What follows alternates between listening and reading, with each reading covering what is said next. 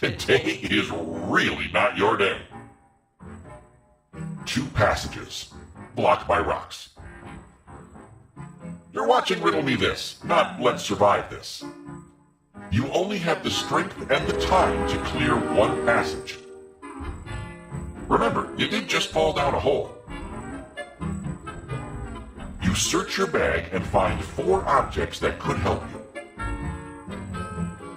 A flashlight, a pickaxe, your lighter, and a plunger. Because you once clogged a toilet at a dinner party, and now never travel without a plunger.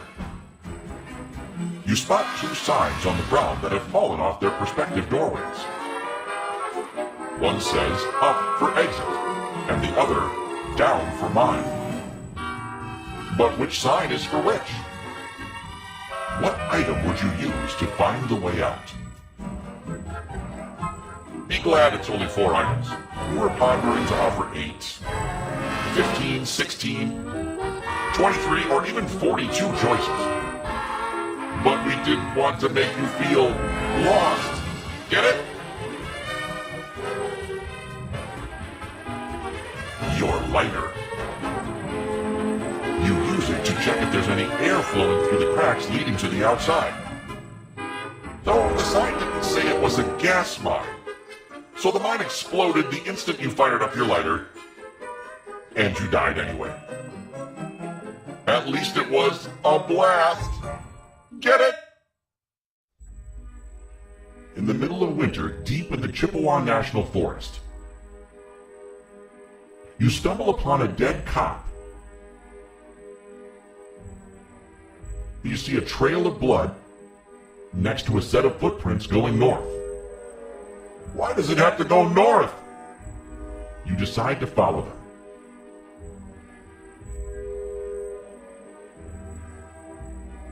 After walking 2 miles, the tracks stop dead in front of a ravine. Shocker, there's a ravine. Good news, there's already a wooden peg firmly planted in the ice with a rope tied to it. Bad news, it appears to have been cut off after 4 feet. Shocker. Looking down, it seems you have about 250 feet to go until reaching the ground. As you don't want to turn into a human pancake, you check your bag, but your rope is only 150 feet long.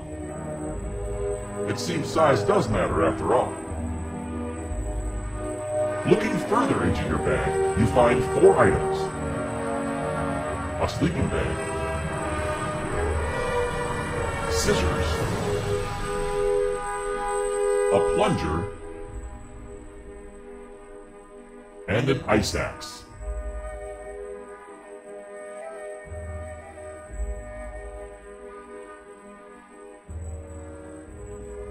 Which item will you use to climb down? Now that's what I call a clip hanger. Too bad you aren't MacGyver. You would only need some gum, a coat hanger, and 1 paper clip to build a marshmallow shooter. It would be pointless, but at least you wouldn't starve to death. The scissors. Just cut the rope in half lengthwise. The 150 feet becomes 300 feet once both parts are tied together. After work, you go to Big Fishy Burger. You're about to bite into a boiled seagull burger when you hear a splash in the water and then yelling, "Help! My fiancé just slipped!" No seagull burger for you. The young man's lifeless body is recovered, and you examine him. Water is pouring out of his mouth. It seems like he drowned. Cole, the boyfriend. I was gonna propose. I don't know what happened. Maybe he slipped. Andrews was never a good swimmer. Camilla, the waitress. He must have been drunk or something. Poor sweet thing. He came in every week even though he's allergic to everything. Like seriously, who's allergic to seagull? Lily, the cook. I didn't know Andrews well, but Cole is one of our best customers. Although since they started dating, they don't come in as often. His boyfriend was allergic to so much stuff. Jan Ichor, the janitor. I was putting some rat poison on the deck when I saw him fall in the water. Never thought he would drown. And yet, after examining the body for half an hour, you realize Andrews did not drown. Why? I can't believe you eat seagull burgers. But then again, your idea of a fun day is to look at dead bodies. So I guess you would like eating flying ocean rats for dinner.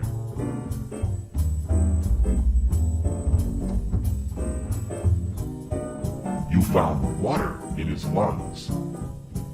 When someone drowns, their trachea closes, preventing water from entering their lungs. It's only after many hours that the body shuts down completely and allows water in. This can only mean one thing. Andrews was already dead when he was pushed in the water. You have been killed. Sorry.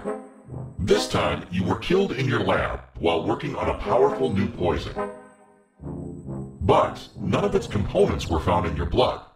The police found a test tube you must have prepared just before dying. In it was phosphorus, oxygen, iodine, sulfur, osmium, nitrogen, and lithium, iridium, lutetium, yttrium. Weird. This is neither a poison nor an antidote. Let's question your 4 colleagues on what they know and what they are working on. Albert. Phosphorus, oxygen, and iodine? Was he trying to create an atomic bomb? I only work on a poison to kill cockroaches, but it would never harm a human being. Jody. Sulfur, osmium, and nitrogen? Yes, I work with these to kill weeds, but in gas form, not liquid. Trust me, if there was a leak, you'd smell it. Lily. Lithium and iridium? Was he trying to make a radioactive battery or something? I'm working on inventing the strongest poison ever to create an antidote to all poisons. Yes, it makes sense. Sylvia Hawkeye. Lutetium and yttrium? I never work with these components. I'm trying to find a cure for bird flu. Yes, I do have birds of prey contaminated in my lab, but they can't open doors. They're not exactly raptors, you know. Who did it? Did you know that raptor literally means bird of prey? You might need to brush up your Jurassic Park for this one. And that cockroaches can survive an atomic blast? Or maybe none of it is relevant because it was Lily.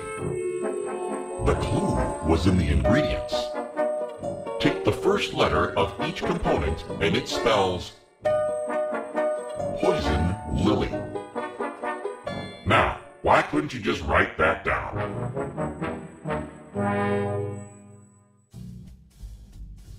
You are an underboss for the notorious Marlin family, and one of the most famous mobsters ever. Which makes sense. Your favorite show is Riddle Me This. Every day you give your driver, Mr. Elgert, a piece of paper with a different itinerary. You see, you hired Mr. Elgert because he is deaf, so he can't hear any of the phone calls you make in the back of your car. But you didn't become a famous underboss for no reason. You don't trust anyone. You still tell your deaf driver to turn the radio on when you're on the phone, just in case the car is bugged. And yet, one day, while driving through a tunnel, you realize Mr. Elgert has been pretending the whole time. He's is not deaf at all. How did you figure it out? Something doesn't sound right in this story.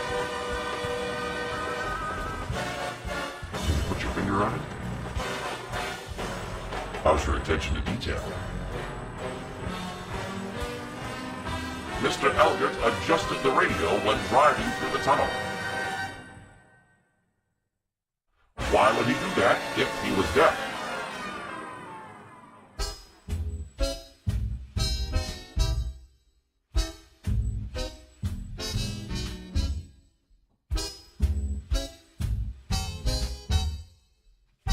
You had been killed. Again? You didn't see who it was, but can you figure it out? 4 suspects were immediately questioned.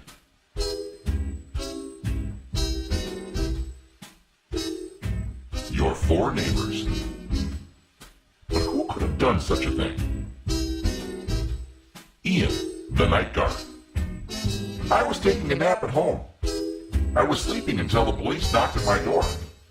I didn't hear a thing because I wear earplugs to help me sleep. Peter, the butler. We were supposed to have a pool party half an hour ago with the neighbors, but because of the sudden storm, Jody and I decided to cancel. Jody, the doctor. I was really looking forward to the pool party. Usually, they're to die for. No pun intended. I was on the phone with Peter, but with the storm, I thought it was safer to hang up the phone. Sophia, the maid. I came home from work an hour ago. I've been driving all day, so I just wanted to crash on my couch and watch my favorite show. Do you know Riddle Me This? So, who killed you? If you've been paying attention to past episodes, you know who it is. But how? And most importantly, why? Let's end the suspense right here.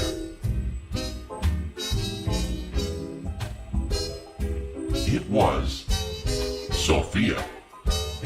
Sophia's car is the only one that had a wet driveway underneath. If she had parked an hour ago, it should be dry like the others. Riddle!